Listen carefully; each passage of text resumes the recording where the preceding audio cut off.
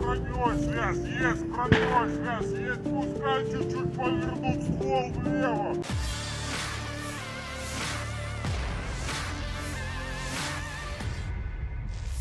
Niat mencoba menyerang posisi pasukan Rusia, pasukan Ukraina malah terkena imbasnya.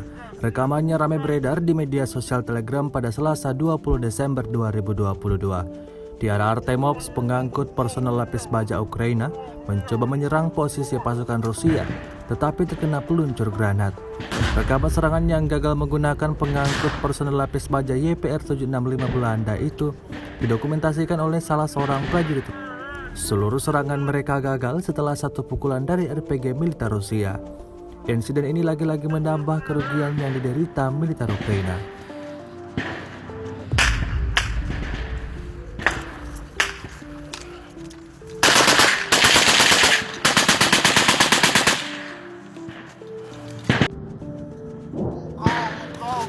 Броней связь, есть броней связь, есть, пускай чуть-чуть повернут ствол влево.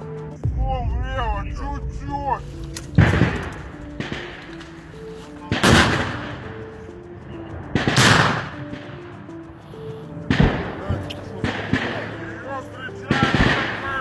Ее встречает РПГ.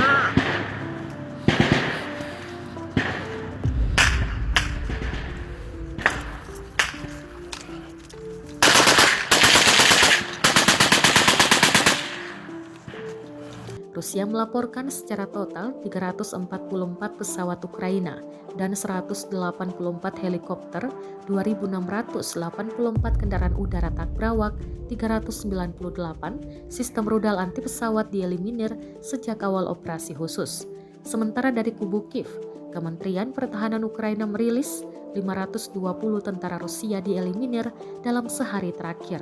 Total 98.800 prajurit Federasi Rusia meninggal sejak awal konflik hingga hari ke-300.